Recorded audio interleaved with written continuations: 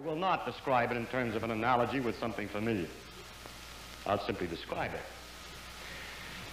There was a time when the newspaper said that only 12 men understood the theory of relativity. I don't believe there ever was such a time. There might have been a time when only one man did, because he's the only guy who caught on, but before he wrote his paper. But after people read the paper, a lot of people kind of understood the theory of relativity in some way or other. But more than 12. On the other hand, I think I can safely say that nobody understands quantum mechanics.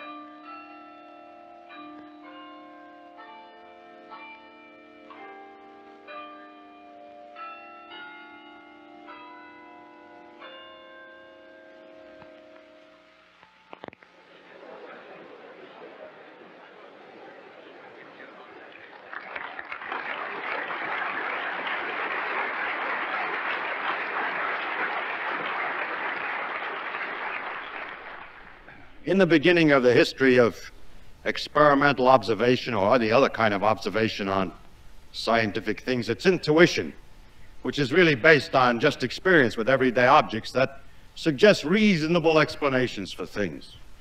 But as we try to widen and make more consistent our description of what we see, as it gets wider and wider and we see a greater range of phenomena, the explanations become what we call laws instead of simple explanation.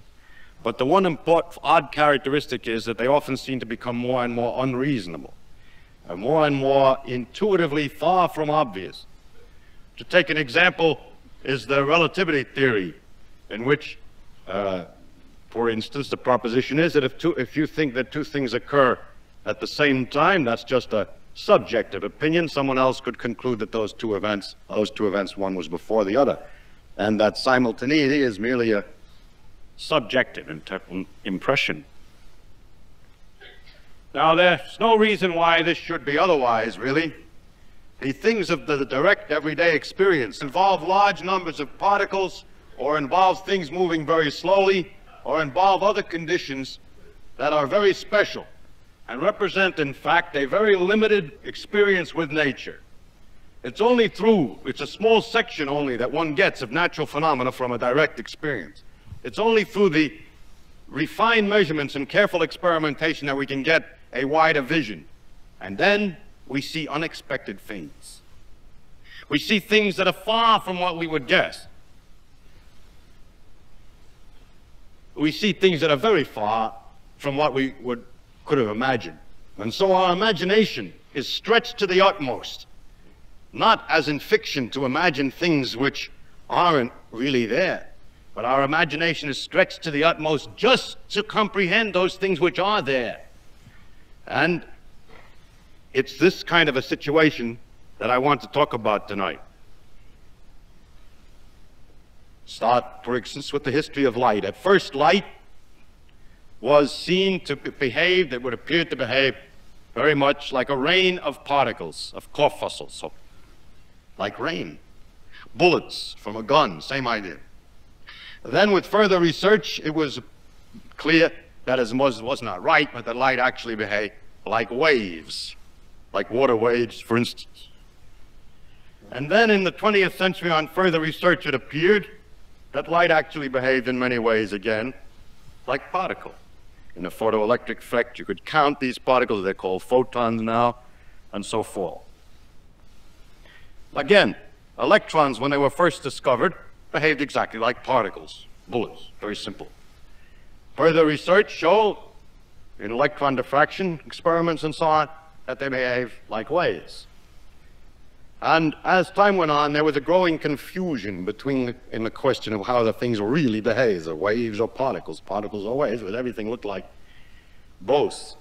Now this growing confusion was resolved in 1925 or 26 with the advent of the correct equations for quantum mechanics.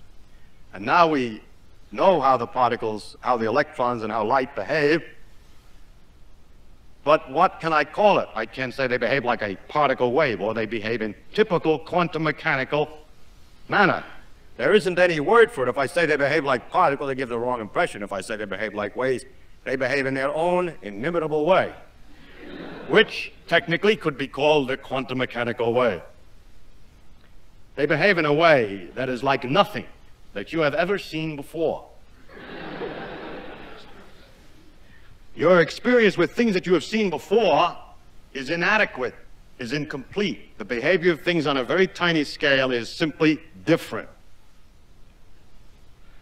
They do not behave just like particles. They do not behave just like waves.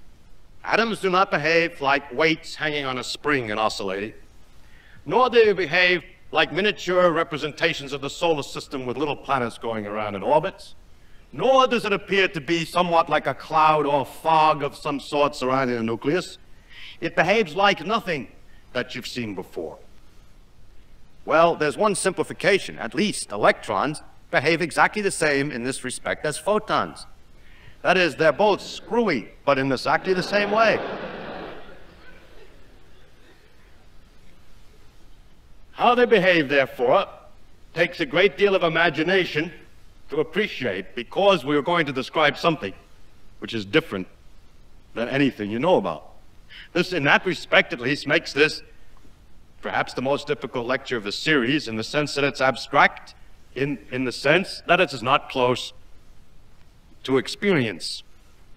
And I cannot avoid that. Were I to give a series of lectures on the character of physical law, and to leave out from this series the description of the actual behavior of particles on a small scale, I would certainly not be doing the job, because this thing is completely characteristic of all of the particles of nature and is a universal character. And it is, if you want to hear about the character of physical law, essential to talk about this particular aspect. So it will be difficult. But the difficulty really is psychological and exists in the perpetual torment that results from your saying to yourself, but how can it be like that? Which really is a reflection of an uncontrolled, but I say utterly vain, desire to see it in terms of some analogy with something familiar. I will not describe it in terms of an analogy with something familiar. I'll simply describe it. There was a time when the newspaper said that only 12 men understood the theory of relativity. I don't believe there ever was such a time. There might have been a time when only one man did, because he's the only guy who caught on before he wrote his paper. But after people read the paper, a lot of people kind of understood the theory of relativity in some way or other, but more than 12. On the other hand, I think I can safely say that nobody understands quantum mechanics. Now, if you appreciate this and don't take the lecture too seriously, that you really have to understand in terms of some model what I'm going to describe, and just relax and enjoy it, I'm going to tell you what nature behaves like, and if you will simply admit that maybe she does behave like this, you will find her a delightful, entrancing thing. So that's the way to look at the lecture, is not to try to understand. Well, you have to understand in English, of course. But in any sense, in terms of something else, don't keep saying to yourself, if you can possibly avoid it, but how could it be like that? Because you'll get down a drain, you'll get down into a blind alley in which nobody has yet escaped. Nobody knows how it can be like that. So then just let me describe to you the behavior of electrons or a photon in their typical quantum mechanical way. Now, the way I'm going to do this is by a mixture of analogy and contrast. If I made it pure analogy, we would fail. So it must be by analogy and contrast to things that you're familiar with. And so I make it by analogy and contrast first to the behavior of particles, for which I will use bullets, and second to the behavior of waves, for which I will use, say, water waves or sound waves. So we begin first to discuss in a particular, what I'm going to do is I'm going to invent a particular experiment and first tell how it would behave, what the situation would be in that experiment using particles, what you would expect to happen if the waves were involved, and then what happens when there are actually electrons or photons in the system. And I will just take this one experiment which has been designed to contain all of the mystery of quantum mechanics, to put you up against the paradoxes and mysteries and peculiarities of nature 100%. Any other situation in quantum mechanics, it turns out, can always be explained afterwards by saying, you remember the case of the experiment with the two holes? It's the same thing. And so I'm going to tell you about the experiment with the two holes, which is the general mystery, does contain the general mystery. I am avoiding nothing. I am bearing nature in her most elegant and difficult form. So they start with bullets. Then all the experiments are going to be in the same general design, so I'll draw it this way. Suppose that we have some source of bullets, which is just represent the source, which we call the source, and is in fact, in the case of bullets, a machine gun. And we have a plate in front here with a hole in it for the bullets to come out of, and this plate, in the case of bullets, is armor plate. Then a long distance from here, we have another plate, which I'm drawing only a short distance because I haven't got room on the blackboard for everything, but this distance is supposed to be much longer in proportion to the width. Please expand that. That's a small point, and it has two holes in it. That's the famous two-hole business. I am going to talk a lot about these holes, so I'll talk about this hole as number 1 hole and the other hole as number 2. And I'm only drawing it in 2 dimensions. You can, if you wish to imagine these as round holes in 3 dimensions, but just say it's a cross-section. And then again a long distance away, but we'll draw it relatively short distance because of the limitations of this blackboard. We have another screen here, which is just a backstop of some sort, on which we can put in various places what I will call a detector. And they will mark that detector,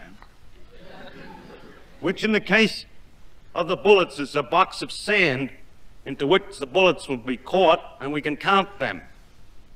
That's the detector for bullets. I don't want to have to redraw the experiment each time, so I'll label everything in this way, and then we'll be able to catch on to situations for different cases. And also, I'm going to do experiments in which I count how many bullets come into this detector or box of sand when the box is here, or here, or here, or here. And to describe that, I'll measure the distance of the box from somewhere down here and call that X. And I talk about what happens when we change X. The reason is only you move the doggone thing up and down. All right. Now, first, I would like to make a few modifications from real bullets into idealizations. The first is that the machine gun is very shaky and wobbly, and that the bullets go in various directions, not just exactly straight on and bounce back. And they can ricochet off the edges of the holes in these armor plate. And finally, well, let's say, for instance, that the bullets have all the same speed or energy if you want, but that's not very important. But the most important idealization in which it differs from real bullets is I want these bullets to be absolutely indestructible, so that what we find in the box is not pieces of lead of some bullet that broke in half, but we get the whole bullet, please. So imagine indestructible bullets, or hard bullets and soft armor plate or something. And now the first thing that we will notice about bullets is that the things that arrive come in lumps. When the energy comes, it's all in one bullet full of bang. If you count the bullets, there's 1, 2, 3, 4 bullets. The things come in lumps. They're equal in size, we suppose, in this case. And when a thing comes into the box, it's either all in the box or it's not in the box. It comes in lumps. More. If I put up 2 boxes here, I never get 2 bullets in the boxes at the same time. Well, if the gun isn't going off too fast and I have enough time between things, you see, slow down the gun so they go off very slowly. Bing, bing, bing, bing. Then put the 2 things here and look very quickly in the 2 boxes. You'll never get 2 bullets at the same time in the 2 boxes because a bullet is a single identifiable lump. I call that characteristic of the object that it comes in lumps. So the first thing about bullets is that they come in lumps. And now what I'm going to measure is how many bullets arrive here on the average in a long period of time. So you wait an hour and you count how many bullets are in the can, in the sand, and average that. Now, we call that, if you want, per, let's say we take a definite time like per hour and say the number of bullets that arrive per hour. And sometimes you could call that what's called the probability of arrival, because it just gives the chance that a bullet going through this thing arrives in this particular box. At least it's proportional for the chance. One way to measure is to measure the average number of bullets that arrive over a period of time. Now, the number of bullets that arrive in this box here will vary as I vary x. And I'm going to make a graph here in which I plot horizontally the number of bullets that I get if I hold this thing here for an hour. And I'll get a curve that will probably look more or less like this. Because when the box is behind one of these holes, it gets a lot of bullets. And ones that went through this hole, and otherwise it gets them that went through this hole. And if it's a little bit out of line, it doesn't get as many. They have to bounce a little off the edges of the hole. And so it disappears like this. And this is the number that we get in an hour when both holes are open. And I call that, by an abbreviation, N12, which merely means the number which arrive when hole number 1 and hole number 2 are both open. Looks like that, so. Now, I must insist that the number that we're plotting here doesn't come in lumps. You can have any size at once. For example, there can be 2.5 bullets in an hour. In spite of the fact that the bullets come in lumps, what I mean by 2.5 bullets in an hour is that if you run a long time, like 10 hours, you get 25 bullets. So it's on the average 2.5 bullets. The N can have any size. It doesn't have to be in lumps because it's an average. I'm sure you're all familiar with the joke about the fact that the average family in the United States seems to have 2.5 children. It doesn't mean that there's a half a child in any family, whatever. The children come in lumps. But nevertheless, when you take the average number for a family, it can be any number whatsoever. And so this number N, which is the number that arrive in this container per hour on the average, need not be an integer. It can be a tenth, which would mean under those circumstances that you have to wait on the average 10 hours, more or less, per bullet. So what we measure then is the probability of arrival, which is a technical measure, the probability of arrival, which is a technical term really for the average number that arrive in a given length of time. And now finally, if we go to analyze this curve N12, we can interpret it very nicely. We can interpret it as a sum of two curves, which I will draw here. You see, that's why I need the blackboard, but I got several cases, so I draw two curves here. One which would represent what I call N1, the number which would come if hole number 2 is closed by another piece of armor plate in front, and so they all come through number 1. And N2 would be the number that come through hole number 2 alone. So N1 is the number that comes through hole number 1 alone, and N2 is the number that comes through hole number 2 alone, those numbers being determined by closing the respective holes. And then we discover a very important law, which is that the number that arrive with both holes open is the number that arrive by coming through number 1 hole plus the number that comes through number 2 hole. And this proposition, the fact that all you have to do is add these two together, I call nice, or no interference.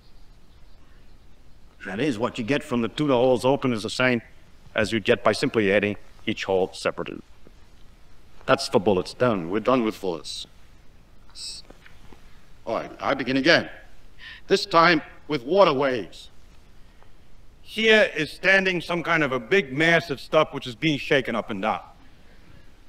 This is a long line of barges or jetties with a gap in the water in between. Perhaps it's better to do with ripples than it is to do with big ocean waves that sound more sensible. Wiggle my finger up and down here, and I have a little piece of wood here, and ripples start out here, and then I've arranged in a tank to put boards in the way here, so that I have these two holes. And then I have this so-called detector, and what I do with the detector, what the detector detects is how much the water is jiggling. For instance, I put a cork in the water and measure how it moves up and down. And what I'm going to measure, in fact, is the energy of the agitation of the cork, which is exactly proportional to the energy carried by the waves. Also, I forgot to say that this jiggling is made very regular and perfect so that the waves are all of the same spacing from one another, and then I'll describe what we get under those circumstances. For that, I first remark, well, let's see. First, we can measure the energy of the cork, but then another thing is important for light, for water waves, is that the thing that we're measuring can have any size at all. We're measuring the intensity of the waves or the energy in the cork. And if the waves are very quiet, if the fellow over here is only jiggling a little bit, then there'll be very little motion of the cork, and so on. No matter how much it is, that's proportional. So, it can have any size.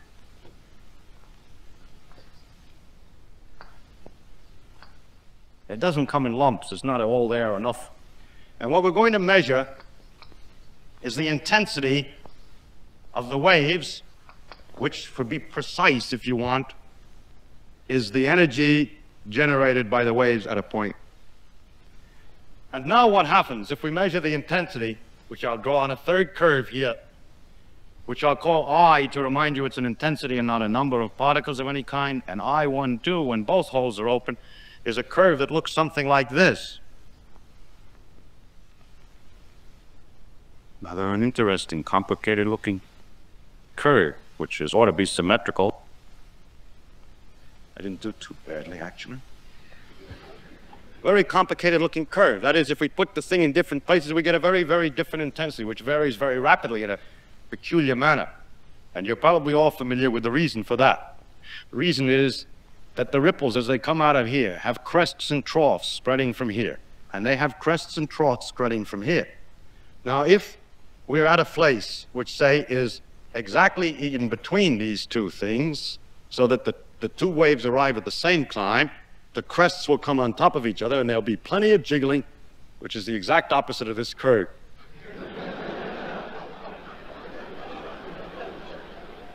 So I'll have to put, there should be another bump. We have a lot of jiggling right in dead center. On the other hand, if I were to move to some point here, since I'm further from hole 2 than hole 1, it takes a little longer for the waves to come from 2 than from 1. And when 1 has a crest arriving, the crest hasn't quite reached there yet from 2. In fact, it's a trough from 2. So the water tries to move up and it tries to move down from the influences of the waves coming from the 2 holes. And the net result is it doesn't move at all, or practically not at all. And so we have these low bumps at that place. And then if you move still further over, you get enough delay that when a crest is here, this other crest is in fact one whole wave behind. So in fact, it's a crest that is, 2 crests are coming on top of each other, but not the same crest, so to speak. The 4th crest from here and the 5th crest from there on top. So you get a big one again, then a small one, a big one, a small one, depending upon the way the crests and troughs interfere, as we say. The word interference, again, is used in science in a funny way because we'll have what we call constructive interfering. When they both interfere here, it makes it stronger. Well, they call it interference anyway, but the very important thing is that I12 is not the same as I1 plus I2, and we say it shows interference. Yes, interference. That's a funny term, you use it. Constructive and destructive interference. I didn't mention what I1 and I2 look like, but we can find out by closing this, for instance, to find I1. The intensity that you get here, if the hole is closed, is simply the waves from one hole for which there's no interference, and that's this curve. N1 is the same as I1, and the same way otherwise I2, and this curve is quite different than the sum of these two. As a matter of fact, the mathematics of this curve is rather an interesting one. What is true is this, that the height of the water when both holes are open is equal to the height that you would get from number 1 open plus the height that you get from number 2 open. Thus, if it's a trough, the height from 2 is negative and cancels out the height from 1. So you can represent it by talking about the height of the water. But it turns out that the intensity in any case, for instance, when both holes are open, is not the same as the height, but is proportional to the square of the height. And it's because of this fact that we're dealing with the squares that we get these very interesting curves. All right, now, We erase the machinery and start over. This time, we start with electrons. We have a filament here, tungsten plate, holes in a tungsten plate, and for a detector, any electrical system which is sufficiently sensitive to pick up the charge of an electron arriving with whatever energy the source at. Or if you would prefer, we could use photons, and this is a black paper with a hole in it, 2 holes in another sheet of black paper. Paper isn't very good because the fibers don't make a sharp hole, so use something better. And here, for a detector, a photomultiplier that can detect the individual photons around. Now, what happens with either case, and I'll discuss only the electron case, the other case is exactly the same, the case with photon, is this. First, that what we receive in this electrical detector with a sufficiently powerful amplifier behind it are clicks. Click, click, click, click, and so on, with the source here. Lumps. Absolutely lumps. When the click comes, it's a certain size, and the size is the same. You could turn the source weaker, the clicks come further apart, but it's the same size click. You turn it up, they go click, click, click, and it jams the amplifier. So you have to turn it down enough that there aren't too many clicks for the machinery that you're using to detect. Next, if you will to put up another detector here and listen to both of them, you never get 2 clicks at the same time, at least if the source is weak enough so that, because of the precision with which you measure the same time. If you cut down the intensity of the source so they come few and far between, they never come a click in both detectors. So that means that the thing which is coming comes in lumps. It has a definite size and it only comes to one place at a time. All right, so for electrons, or for photons, we'll just use the word. It comes in lumps. And therefore, what we can do is the same thing as we did with the bullets. We measure how many come, we measure the probability of arrival. What we do is we hold the detector in a certain place. Actually, if we wanted to, although it's expensive, we could put detectors all over at the same time and make the whole curve simultaneously. But let's suppose we put it in a certain place and we measure at the end of an hour how many electrons came, and we average it.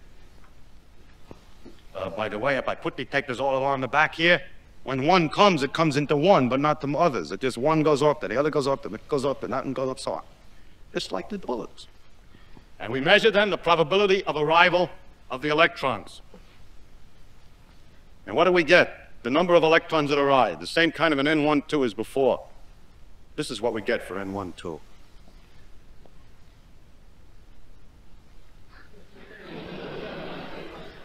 N12 is this what we get with both holes open. And that's the phenomenon of nature, that she produces the curve, which is the same as you would get from an interference of waves. But she produces a curve for what? Not for the energy in a wave, but for the probability of arrival of one of these lumps. The mathematics is simple. You change I to N, and you have to change H to something else, which is new. You call it something because it's not the height of anything, but in order, this curve has a simple mathematical form. There's an A, which can be represented as an A1 plus an A2, which we call a probability amplitude, because we don't know what it means. Which to arrive from hole 1 plus the probability amplitude to arrive from hole 2, and you add the two together to get the total probability amplitude to arrive and square it. Just direct imitation of what happens with the waves, because we've got to get the same curve out, so we use the same mathematics. Let's find out, I better check on one point though, about the interference I forgot to say. What happens if we close one of the holes? Let's try to analyze this interesting curve, which now, for electrons, I erase all the stuff with the light. Well, everything with light is erased. And now we're talking about electrons. This curve isn't important in our case. This is the number which arrives. Now, we would like to analyze this curve.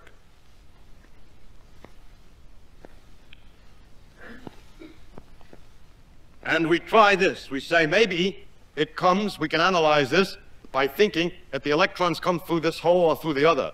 So we can close one hole and measure how many come through hole number 1, and we get that curve. Or we can close this hole and measure how many come through hole number 2, and we get that curve. And these two added together is not this, and so this is not the same as N1 plus N2. And it does show interference. It shows interference. And in fact, the mathematics is given by this funny formula that the probability of arrival is the square of an amplitude, which itself is the sum of two pieces. Now, the question is, how can that come about? That when they go through hole one, they would be distributed this way. When they go through hole two, they would be distributed that way. How could it be that when both holes are open, you don't get the sum of the two? Instance, if I hold the detector at this point here, I get practically nothing. If I close one of the holes, I get plenty. If I close the other hole, I get something. If I leave both holes open, I get nothing. If I let them go through both holes, I don't come anymore. Or take the point in the center. You can show that that's higher than the sum than it was in the other case, than the sum of these two. I get more here when both holes are open than I would get with either one of the two closed. Now, you might think that if you were clever enough, you could argue that they have some way of going around through the holes back and forth, and they do something complicated, or it splits in half and goes through the two holes, and so forth, in order to explain this phenomena. Nobody, however, has succeeded to get an explanation of this that's satisfactory, because the mathematics in the end is so very simple. The curve is so very simple. I will summarize then by saying that electrons arrive in lumps, like particles. But the probability of arrival of these lumps is determined like the intensity of waves would be. And it is in this sense that the electron behaves, as you might say, sometimes like a particle and sometimes like a wave. It behaves in these two different ways at the same time.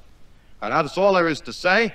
I give a mathematical description to figure out the probability of arrival of electrons under any circumstances and so on, and that would, in principle, be the end of the lecture, except that there are a number of subtleties involved in the fact that nature works this way. There's a number of peculiar things.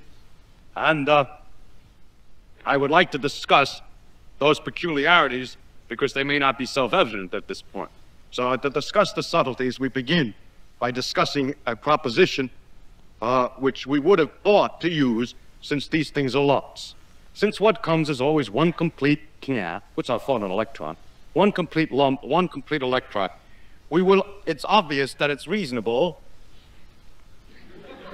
that either an electron arrives or goes, let's say, that either an electron goes through hole number one,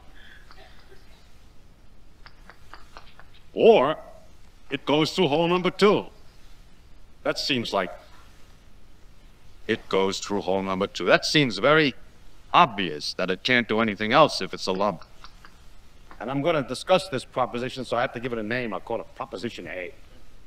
Now, we've already discussed a little bit what happens with Proposition A. If it were true that an electron either goes through hole number one or it goes through hole number two, then the total number which arrive here would have to be analyzable as a sum of two contributions.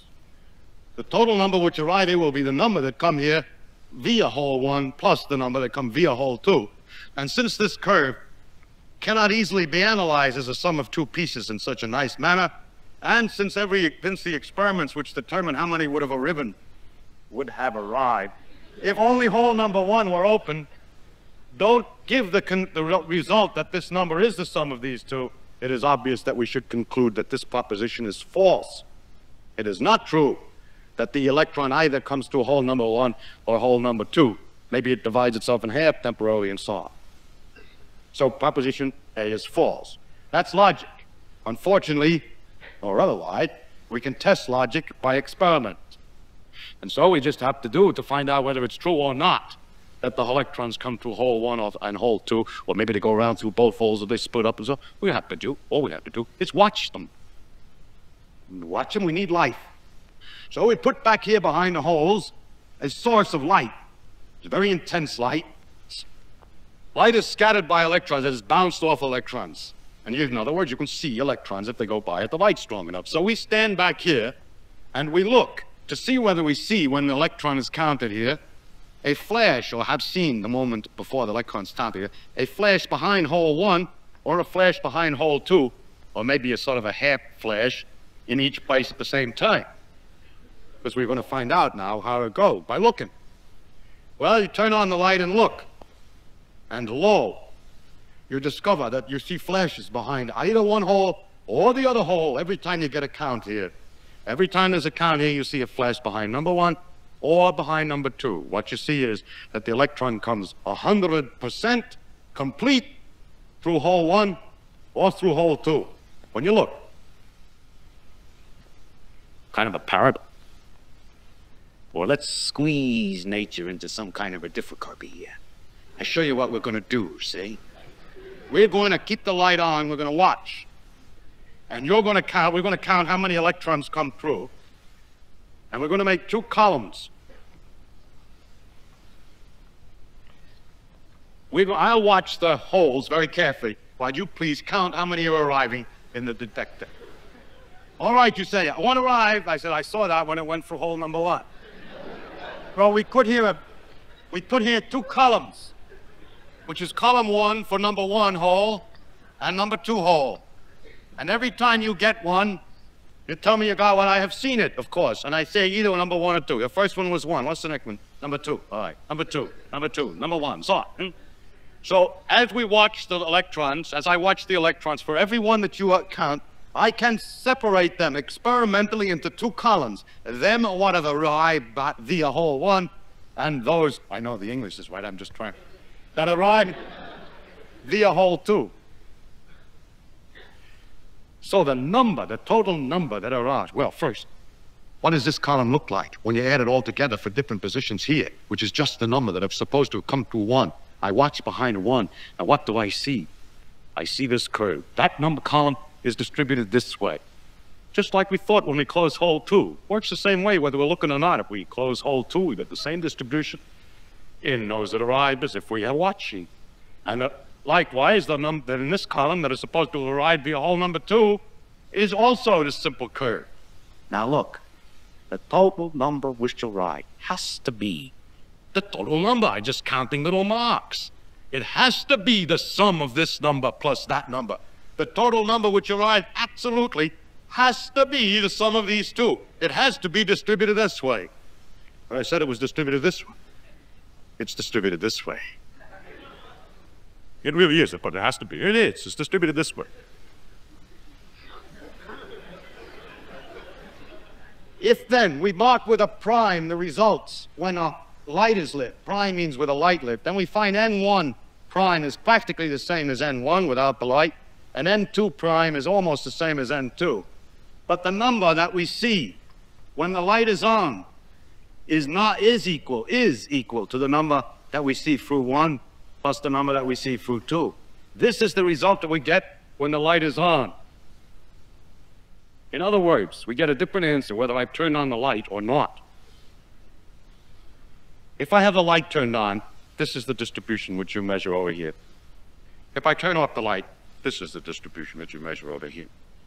Turn on the light, this is the answer. Turn off the light, that's the answer. See, H is squeezed out. Now, we could say then that the light affects the result. If the light is on, you get a different answer than if the light is off. If you want to, you can say there are light effects. It does affect. In fact, we found this by this experiment. We get a difference with the light on and off. Light affects the behavior of electrons. If you want to talk about the motion of the electrons through here, which is a little inaccurate, you can say that the light affects the motion, so that those which might have arrived at the maximum are somehow been deviated or kicked by the light and arrive at the minimum instead, so smoothing the curve to produce this thing. You see, electrons are very delicate. Although when you're looking at a baseball and you shine light on it, it doesn't make any difference. The baseball goes the same way. Electrons are very flimsy, very delicate. And when you shine the light on them, a little tough on the electron, it knocks them about a bit. And instead of doing that, they do this because you turn the light on so strong. You hit them with a hammer. It's not just a delicate thing like when you're looking at a baseball with light. They are hit them with a hammer. What you use, you turn up the light too strong. Turn it weaker and weaker and weaker until it's very dim. And then use very careful detector that can see very dim light. And look with the dim light. As the light gets dimmer and dimmer, you can't expect with very, very, very weak light to affect the electron so completely as to change the pattern 100% from this pattern to this pattern. as the light gets weaker and weaker and weaker, somehow it should get more and more like no light at all. And how then does this turn into that? Well, it turns out that light is not like a wave of water, but light also comes in particle-like character called photon. And as you turn down the intensity of the light, you're not turning down this effect, you're turning down the number of photon particle-like things that are coming out of the source. So as I turn down the light, I'm getting fewer and fewer photons. The least I can scatter from an electron is 1 photon, and if I have too few photons, well, sometimes the electron will get through, and it just happened there wasn't enough light, there was no photon coming by, I didn't see it. So a very weak light doesn't mean a small disturbance, it just means a few photon. And what happens is that I have to invent a third column. You see, you get a click over here, I say, I saw that one, that was in number 1 hole, this was behind hole number 2, then another sorry, I didn't see that. There wasn't enough light to give a photon at that time, so there must be a third column under didn't see. And when the light is very strong, there are very few in there. When the light is very weak, most of them end in there. So that there are 3 columns, this one, and sometimes in here. I didn't guess what happens. The ones I do see are distributed this way. The ones I didn't see are distributed that way. And as I turn the light weaker and weaker, well, I see less and less of them. If greater and greater fraction are not seen, and if the actual curve in any case is a sum of a mixture of this and this, and as the light gets weaker so that fewer and fewer see it, gets more and more like that in a continuous fashion. So,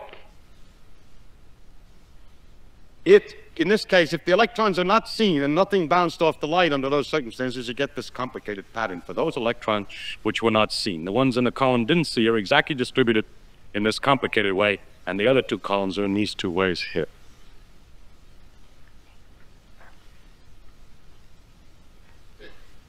Now, you say, I got another way to measure which hole it goes through.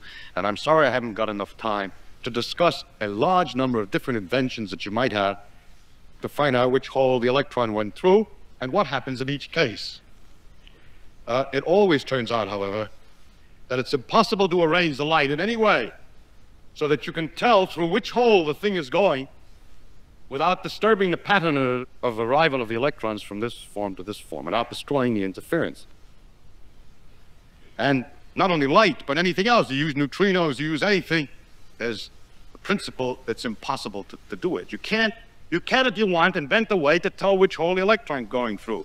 Then it turns out it's going through one or the other. But if you try to make that instrument so that at the same time it doesn't disturb the motion of the electrons, then what happens is you get back, you can't tell anymore which one it goes through, and you get this. If you can tell, you get this. Heisenberg noticed when he discovered the laws of quantum mechanics that the new laws of nature that he discovered could only be consistent if there was some basic limitation to our experimental abilities that had not been previously recognized. In other words, you can't experimentally be as delicate as you wish.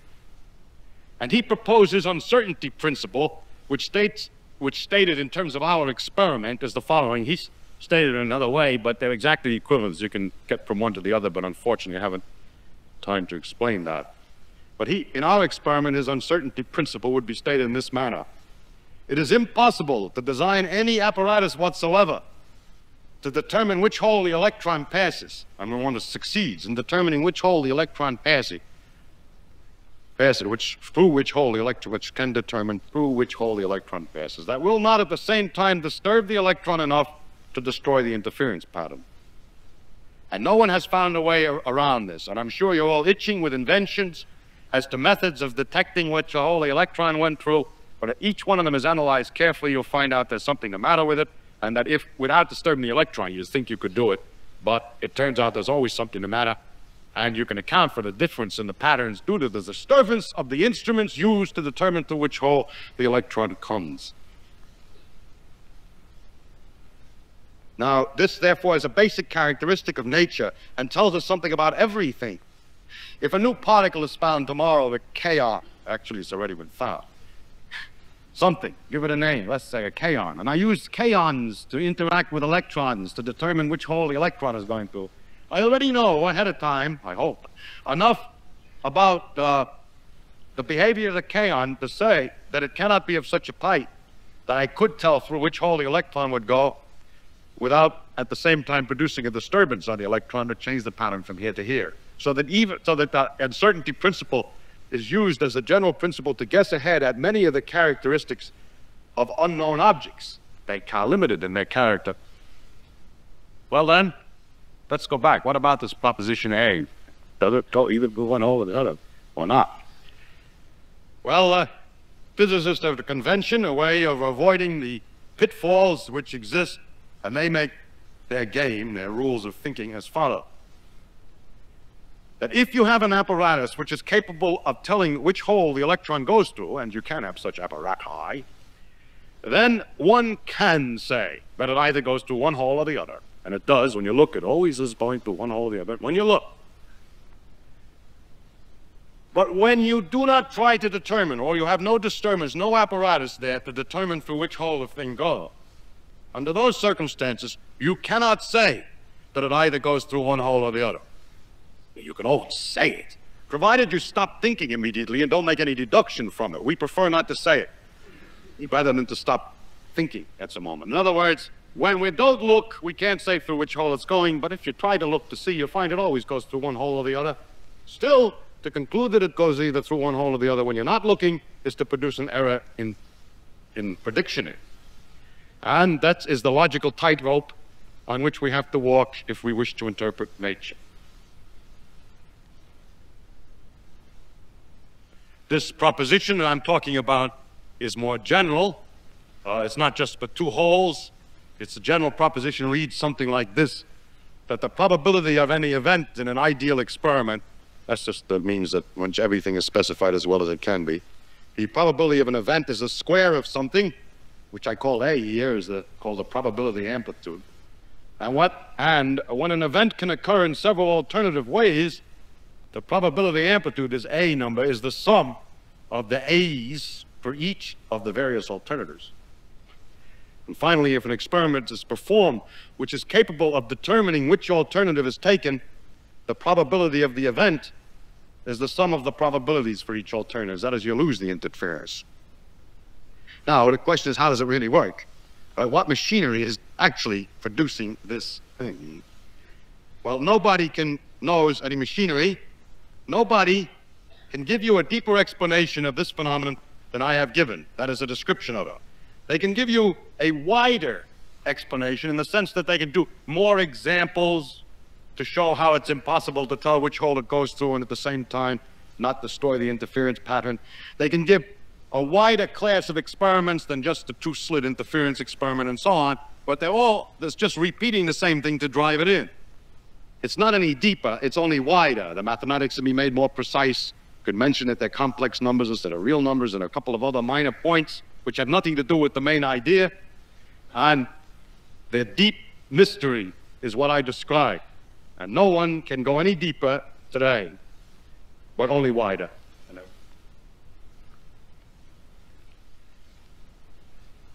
Now, I mentioned probabilities in this calculation. What we're calculating here, this curve, is the probability of arrival of an electron. The question is there any way to determine where it really arrives?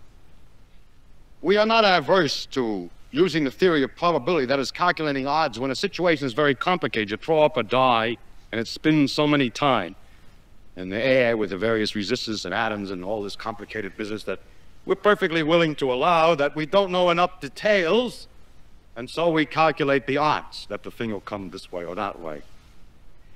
But here, what we're proposing, is it not, is that there be probability all the way back at the fundamental laws. That in the fundamental laws of physics, there are odds.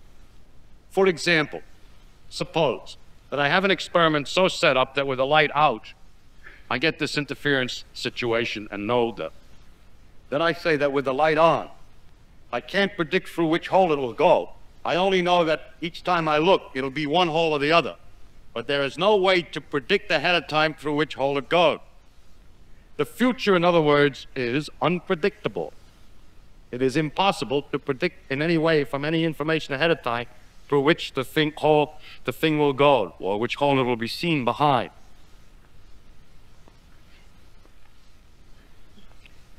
that means that physics is kind of given up. If the original purpose was, and everybody thought it was, to know enough that in given the situation, you can predict what's going to happen next. Given the circumstances, you can predict what happened. Here are the circumstances. A source, go on light source, tell me which hole, behind which hole will I see the electron?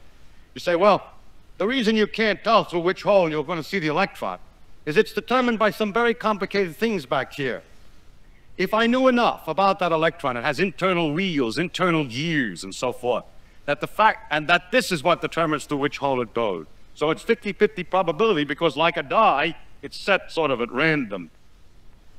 And that if I were to have studied it carefully enough, your physics is incomplete. If you get a complete enough physics, then you'll be able to predict through which hole it goes. That's the hidden variable theory, so-called. Well, that's not possible. It is not due to a lack of detailed knowledge that we cannot make the prediction, because I said that if I didn't turn on the light, I should get this interference pattern. If I have a circumstance in which I get that interference pattern, then it is impossible to analyze it in terms of saying it goes to here or here. Because that curve is so simple, mathematically a different thing than the contribution of this and this as probability. So if it were possible for you to have determined through which hole it was going to go if I had the light on, the fact that I have the light on hasn't got anything to do with it. Whatever gears there are back here that you observed, which permitted you to tell me whether it was going to go through one or two, you could have observed if I had the light off. And therefore you could have told me with the light off which hole, each time an electron goes, which hole it's going to go through. But if you can do this, then that curve would have to be represented as the sum of those that goes through there and those that goes through there, and it ain't. And therefore, it's impossible to have any information ahead of time as to which hole it's going to go through when the light is out, or when the light is on, or out, in a circumstance where the experiment is set up that can produce this as appearance. So it is not a lack of unknown gears, a lack of internal complications that makes the nature have probability in it. It seems to be in some sense intrinsic. Someone has said it this way: nature herself doesn't know which way the electron is going to go. A philosopher once said, pompously, "It is necessary for the very existence of science that the same conditions always produce the same result." Well, they don't. You can set up the electrons in any way. I mean, you set up the circumstance here in the same conditions every time, and you cannot predict behind which hole you'll see the electron. They don't, and yet the science goes on in spite of him, although the same conditions don't produce the same results. That makes us unhappy that we can't predict exactly what will happen. Incidentally, you can make a circumstance which is very dangerous and serious, and man must know, and still can't predict. For instance, we could cook up, I know we're about or not, but we could cook up a scheme by which we arrange photocells so that if it see the electron, one electron is going to go through. If we see it behind hole number 1, we set off the atomic bomb and start World War III. If we go see it behind hole 2, we have just make peace feelers and delay the war a little long. Then the thing is that the future of man would then be dependent upon something which no amount of science can predict. So the future is unpredictable. What is necessary for the very existence of science and so forth, and what the characteristics of nature are not to be determined by pompous preconditions. They are determined always by the material with which we work, by nature herself. We look and we see what we find, and we cannot say ahead of time successfully what it's going to look like. The most reasonable possibilities turn out often not to be the situation. What is necessary for the very existence of science is just the ability to experiment, the honesty in reporting results. The results must be reported without somebody saying what they'd like the result to have had been, rather. And finally, an important thing is the intelligence to interpret the results, but important point about this intelligence is that it should not be sure ahead of time about what must be. Now, it can be prejudiced and say that's very unlikely. I don't like that. Prejudice is different than absolute certainty. I don't mean absolute prejudice, just bias, but not strict bias, see, not complete prejudice. As long as you're biased, it doesn't make any difference, because if the fact is true, there will be a perpetual accumulation of experiments to perpetually annoy you until they cannot be disregarded any longer. Only can be disregarded if you're absolutely sure ahead of time of some precondition that science has to have. In fact, it is necessary for the very existence of science that minds exist which do not allow that nature must satisfy some preconceived conditions like those of our philosophy.